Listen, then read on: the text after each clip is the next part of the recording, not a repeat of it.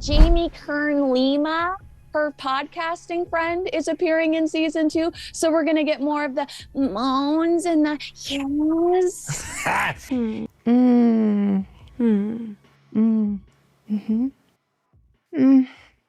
Yeah. Yeah, I bet you they made those ugly mugs.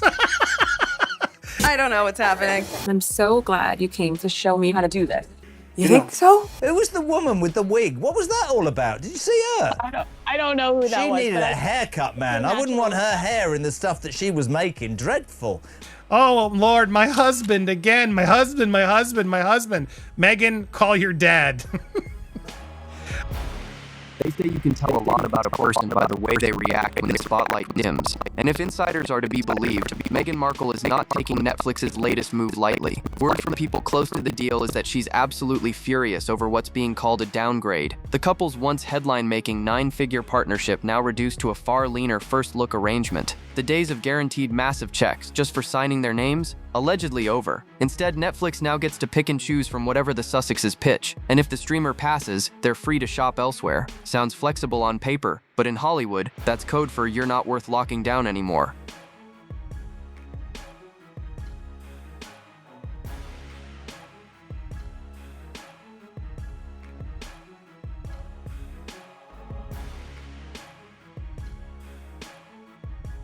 The shift hits harder because of what it implies. Industry gossip says the original contract was a prestige play, a status symbol as much as a paycheck. It made Meghan and Harry look like players in the content game, part of an elite club. Now, a first-look deal is more like being on probation. You can still sit at the table, but you'd better bring something worth serving, and you'd better do it fast. Sources claim Meghan is already feeling the sting, privately venting that the move undercuts the image she's been building as a creative force. Harry, meanwhile, is stuck in the middle. Friends say he's torn between wanting to protect Meghan's pride and accepting the cold truth that their negotiating power isn't what it was. Netflix's willingness to keep them at all could be read as a lifeline or a leash. Meghan Markle is doing her best impression of a woman. I'm not on the edge, even though we really know she is. Sister Stephanie, where we're showing you the many times Meghan Markle's mask slips during part 2's trailer. One well-placed insider even suggested that the streamer is quietly hedging its bets, keeping the pair close not for their current output, but in case of a far juicier storyline down the line, a marriage split. If that day comes, Netflix wants to be first in line, the source hinted. The documentary rights alone would be worth the wait. What makes this twist even sharper is the timing. This isn't happening after a string of hits. It's coming on the heels of projects that, by most accounts, failed to make much cultural dent. Heart of Invictus barely rippled. Live to Lead was overshadowed by controversy. Even with Love, Meghan, her lifestyle/docu-hybrid, was met with more eye rolls than applause. Without runaway viewership numbers, the case for another $100 million deal simply evaporated. Still, the optics are brutal. For Meghan, whose brand is built on forward momentum and control of the narrative, this feels like a public step down, even if the average viewer doesn't grasp all the Hollywood politics at play. It's one thing to let go of a role or walk away from a partnership by choice. It's another to have the terms rewritten in a way that screams, we're just not sure you can deliver anymore. She just can't keep it together for more than 5 minutes.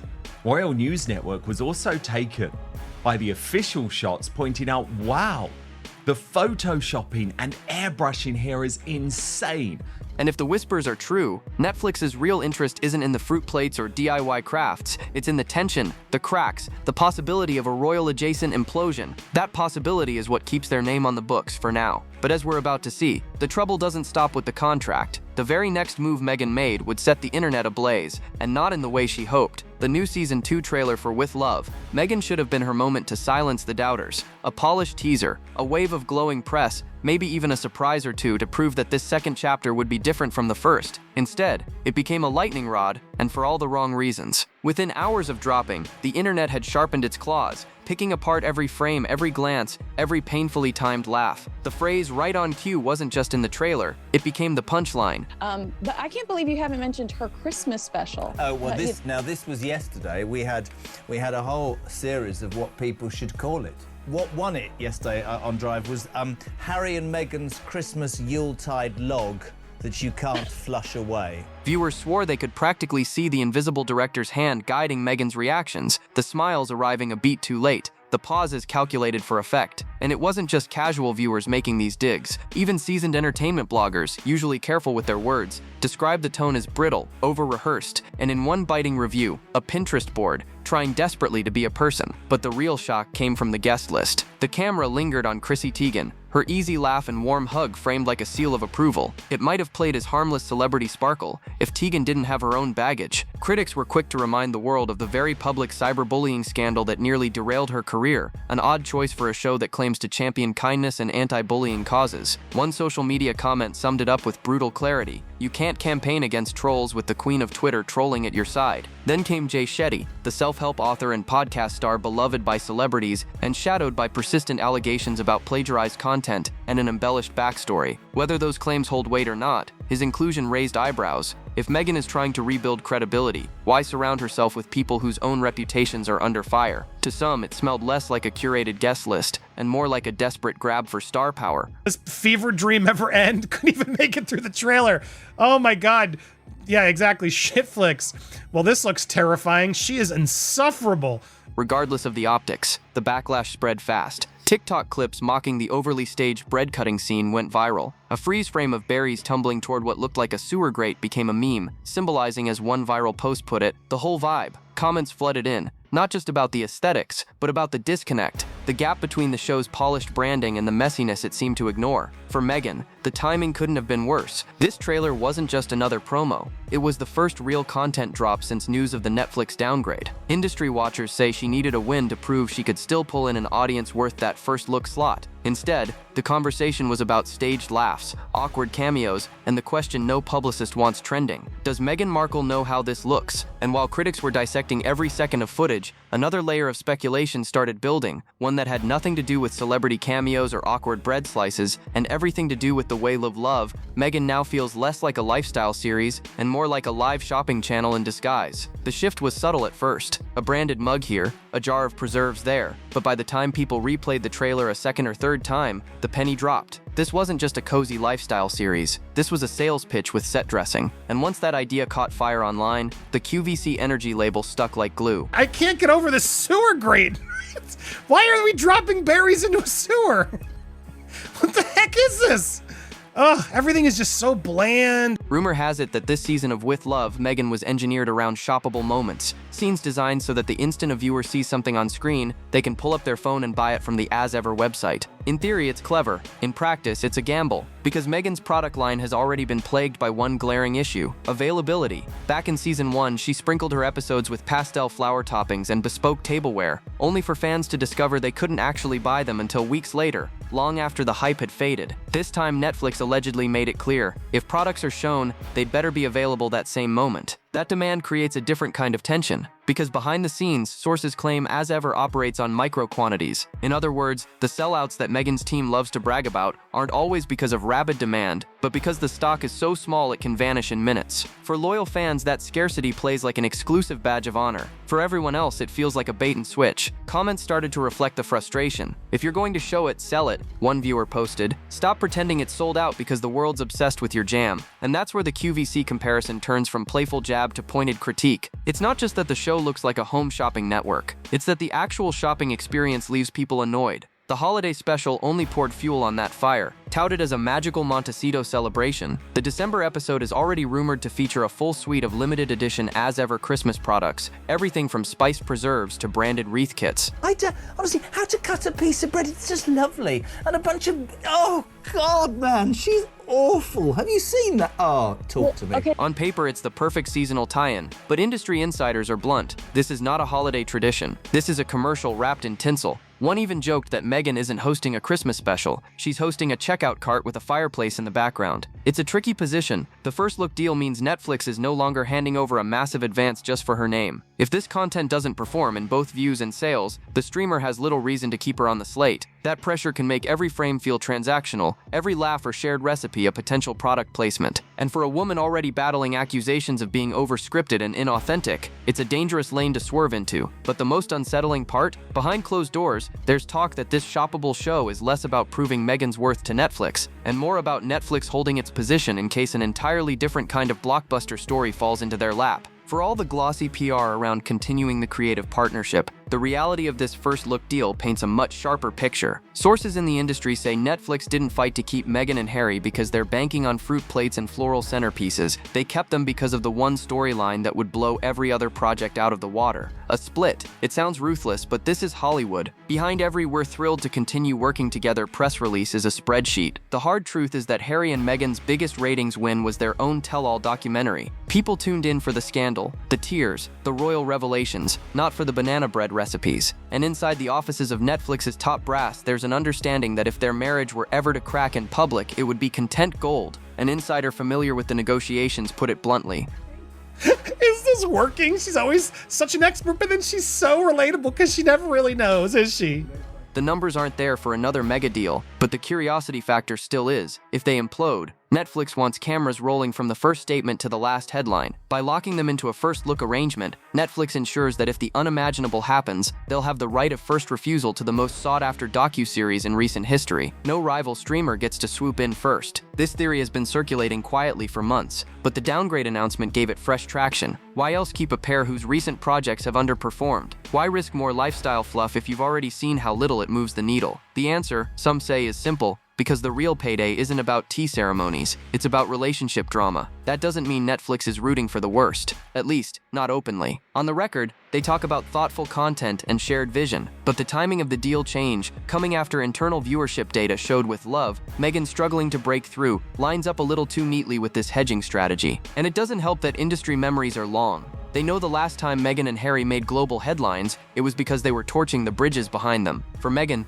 this narrative is toxic. She's fought to position herself as a creative entrepreneur, not just a figurehead for royal drama. But when the whispers from inside her own deal frame her as a break glass in case of emergency option, it's a humiliating reminder that, to the most powerful people in the room, she may still be valued most for the chaos she could unleash. Harry's role in all this is even more delicate. Friends say he's aware of the chatter but doesn't want to believe it. To him, the idea that someone is quietly waiting for his marriage to fail is unthinkable. Yet here they are, with a contract that, at least in the eyes of some, is less a vote of confidence and more a bet on the possibility that history will repeat itself. And speaking of history, there's one pattern in Meghan and Harry's work that keeps coming back to bite them, a habit of claiming credit for projects that were already in motion long before their name appeared.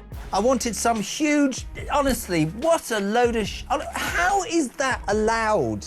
If there's one gripe that seems to follow Archwell Productions like a shadow, it's the timing of their credits. In industry circles, it's become a running joke, the Sussex stamp. A project gets months, sometimes years into development. Then suddenly, the Archwell logo appears and the narrative shifts to suggest Harry and Meghan were deeply involved from the start. The most infamous example? Love to Lead. That documentary was already well into production when the Sussexes came aboard, filmed by another team with a completely different creative vision. But once Archwell was attached, the marketing began implying this was their project, their initiative. The backlash was swift and awkward. High-profile participants, including former New Zealand Prime Minister Jacinda Ardern, went out of their way to publicly clarify that Harry and Meghan were nowhere near the project when they did their interviews. Ardern's statement made it clear, had she known they'd be involved, she might have declined altogether. Now the Masaka Kids short, officially titled Masaka Kids: A Rhythm Within, is raising the same eyebrows. The film follows young dancers from Uganda's Masaka region, many of whom have lost family to war or the HIV/AIDS crisis, and how they've used music and movement to overcome staggering hardships. According to the Internet Movie Database, the film is already marked completed. That's industry speak for ready to ship. Yet Netflix's latest announcement positioned it as an upcoming Archwell production, as though it were an active collaboration. Sources close to the original crew hint that the bulk of the filming, editing, and even narrative shaping was done long before the Sussexes stepped in. To them, this feels like another Live to Lead situation, a finished product getting a Sussex cosign for PR purposes. On paper, it's harmless, but in practice, it can irritate those who actually did the heavy lifting, especially when their work gets rebranded without the public understanding the backstory. The optics problem here is twofold. First, attaching themselves to a completed project can look opportunistic, as if Archwell is more interested in collecting prestige than creating it. Second, it feeds a narrative already floating around the industry that Harry and Meghan are struggling to originate content from scratch that resonates on its own. The biggest bully in the world, Chrissy Teigen, is now part of this show. How the just tone deafness of Meghan Markle. For a first-look deal that hinges on pitching fresh, compelling ideas, that's not a great perception to be battling. And there's a deeper sting. When your brand is already under scrutiny, any hint of overreaching can reinforce the image of being out of touch. In the entertainment world, authenticity is currency. If the audience senses that your involvement is more symbolic than substantial, that currency starts to devalue fast. For Meghan in particular, whose post-royal career has been built on reclaiming agency and steering her own ship, this credit controversy is more than just industry gossip. It cuts straight into the credibility she's trying to sell. And while the Masaka Kids short may still find an audience, it can't distract from the other storm brewing, one that has nothing to do with dance, and everything to do with Harry's once flagship charity suddenly imploding in public view. For years, Centabale was one of Harry's proudest accomplishments. He co-founded the charity with Prince Siaizo of Lesotho in 2006, honoring both of their mothers by focusing on the needs of children affected by poverty and HIV/AIDS in southern Africa. It was meant to be a legacy project, steady, respected, and immune to the kind of drama that swirled around other parts of his life. But that stability cracked wide open this year, and the fallout has been brutal. The trouble began when Dr. Sophie Chanduka, a board member and respected figure in global health, allegedly accused Harry of being a toxic brand and even claimed his Netflix crew had disrupted one of the charity's key events. It was a shocking charge, not just because of its bluntness, but because it came from inside the organization he helped build. When the phrase toxic brand hit the press, it became an instant headline. Suddenly, the prince who once basked in praise for his charitable work was being painted as a liability. According to insiders, the fracture didn't stop there. Word leaked that Harry had been edged out of leadership discussions, effectively bundled out of the charity he co-founded. In response, he's reportedly been floating the idea of launching a rival organization, another charity serving African children impacted by HIVs. On the surface, that sounds noble, but critics see it differently. They call it petty, ego-driven, even competitive to the point of distraction. One source described it as charity wars, where the mission risks getting lost in the personal vendetta. Layered over this is the uncomfortable conversation about optics. For years, Harry's philanthropic work in Africa has been central to his public image, but critics, including Dr. Chanduka, have raised the specter of white savior dynamics, questioning why so much focus goes overseas while equally urgent needs exist in his own backyard. In Los Angeles alone, the homeless crisis is staggering, and veterans sleep on the streets just miles from Harry and Meghan's Montecito estate. Comparisons to actors like Christian Bale, who's been quietly building foster homes in LA, only highlight the contrast. And through it all, Meghan's public stance has been silence. No Instagram posts defending him, no statements of support. Her feed continues to spotlight her brand and projects, even as Harry absorbs the hits alone. That silence is jarring to those who remember how fiercely he's defended her. From the palace statement condemning racist undertones in early press coverage, to the Oprah interview where he laid bare family tensions for her sake. Friends close to the couple insist she's supportive behind closed doors, but publicly the optics tell a different story. This is more than a PR problem, it's a credibility crisis. If Harry can be publicly sidelined from his own charity, it undermines the authority he brings to any cause. And with Netflix now operating on a first-look basis, every project needs to come with built-in legitimacy. Right now, legitimacy is exactly what's in short supply. And in the rarefied air of Hollywood and high society, that shortage may be part of why more and more A-listers seem to be quietly stepping away from the Sussex orbit. It wasn't all that long ago that Meghan and Harry could pick up the phone and pull together a guest list that looked like the front row of the Oscars. Oprah, Serena Williams, Idris Elba, Tyler Perry. Their inner circle was stacked with household names. The wedding itself was a roll call of global celebrity, a signal that the couple wasn't just royalty, they were Hollywood royalty now. But fast forward to this year, and the guest list tells a very different story. The big names aren't showing up, at least not in the way they used to. Oprah hasn't done a sit-down with them since the infamous tell-all. Dale King still covers them, but in a noticeably more restrained tone. Tyler Perry, once publicly proclaimed as godfather to their daughter and their Montecito benefactor, has been keeping his distance amid whispers of behind-the-scenes tension. Insiders say it's not about sudden personal animosity, it's about optics. Hollywood is a business of brands, and right now the Sussex brand is seen as risky. One well-placed industry source put it bluntly: people are careful where they lend their name. Align with the wrong person and their drama becomes your drama. Right now, stability is currency. Chaos is expensive. And when celebrities look for stability, they're gravitating toward the working royals. Reese Witherspoon's glowing admiration for Catherine, Princess of Wales, made headlines after a charity event, with photos showing her looking downright starstruck. Idris Elba is producing a documentary with King Charles. These aren't just random collaborations. They're signals. Hollywood heavyweights are choosing to be seen alongside the monarchy's most steady, scandal-free figures. It's not lost on anyone that Meghan once had a knack for leveraging those relationships. Back in the early days of their post-royal life, she managed to pull Elton John into a Spotify Christmas special, mix A-list cameos into her projects, and attach herself to high-visibility philanthropic campaigns. But as one by one those connections fade or redirect, the optics grow more isolating. If you can't fill your projects with star power,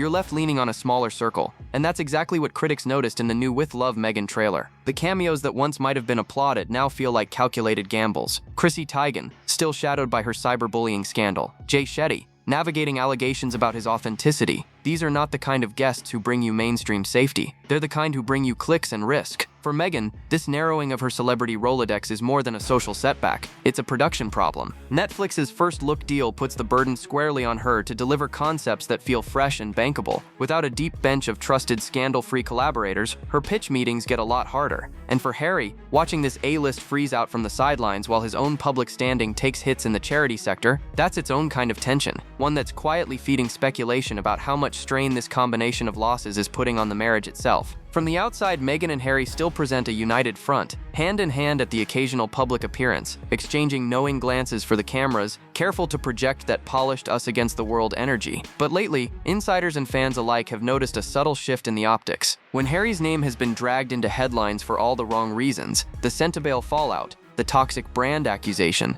the quiet whispers about his Netflix relevance, Meghan's voice in the public square has been noticeably absent. It's not that she's gone quiet altogether. Far from it. Her social channels and press mentions remain full of as-ever product pushes, carefully staged brand imagery, and curated lifestyle moments. But those are about Meghan, the brand, not Meghan, the wife standing shoulder to shoulder with her husband in a storm. And for people who remember how fiercely Harry has defended her over the years, that absence feels glaring. They remember the unprecedented palace statement he had released when she was still his girlfriend, calling out racist undertones in the British press. They remember the Oprah interview, where he aired painful family rifts in front of the world, in large part to clear her name and perspective. They remember the passages in Spare where he even exposed private texts from Catherine, Princess of Wales, to shield Meghan from criticism. Again and again, Harry's loyalty has been loud and public. Now, when the roles are reversed, the contrast is impossible to miss. Even on Harry's birthday, her public acknowledgement was a casual photo post, with his name mentioned almost in passing. No grand gesture, no photo of the two of them together, no rallying words about his worth or work. Just another curated image that kept the focus safely in the on-brand zone. Some close to the couple say Meghan is simply being strategic, avoiding entanglement in stories that might muddy her own projects. After all,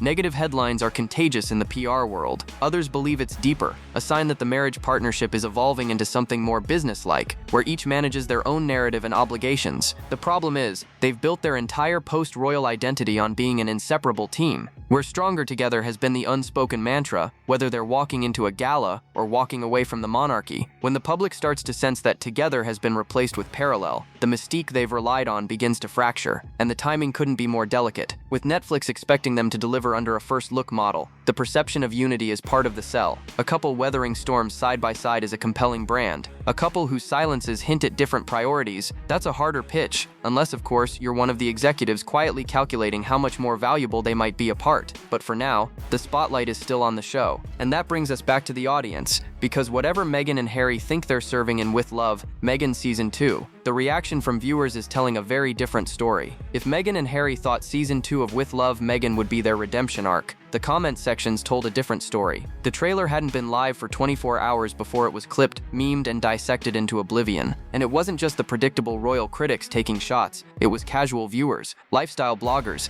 even former fans who had tuned in hoping for a glow-up after the first season's lukewarm reception. The most viral moment? That bizarre shot of berries tumbling toward what looked suspiciously like a sewer grate. People froze it, zoomed it, and turned it into a visual metaphor for the entire show. If With Love Meghan was a picture, one tweet read, this would be it. It was snark, yes, but it also captured a common sentiment. The imagery felt disconnected, oddly sterile, and unappetizing for something meant to celebrate warmth and creativity. Then there was the bread scene, Meghan slicing into a loaf with all the flourish of a home chef, only for the internet to mock it as the most over-directed bread cut in history. TikTok parodies exploded, complete with faux stage directions. Pause, look up, smile, now slice. For a series that's supposed to radiate authenticity, these moments rang like a dinner bell for accusations of being overproduced and performative. The cameos drew their own fire. Chrissy Teigen's appearance was still being roasted days later, with commenters dredging up old bullying scandals and questioning the credibility of pairing her with an anti-bullying message. Jay Shetty's inclusion sparked a smaller but persistent undercurrent of doubt, with users asking why Meghan would risk aligning with someone facing plagiarism and authenticity allegations. It didn't help that these choices came across as either tone-deaf or calculated for shock value, depending on who you asked, and the product placement, unmissable. Viewers pointed out that nearly every scene seemed to contain a strategically positioned item from As Ever: mugs, spreads, decor, all framed in such a way that you couldn't miss them. This isn't a lifestyle show, one commenter wrote.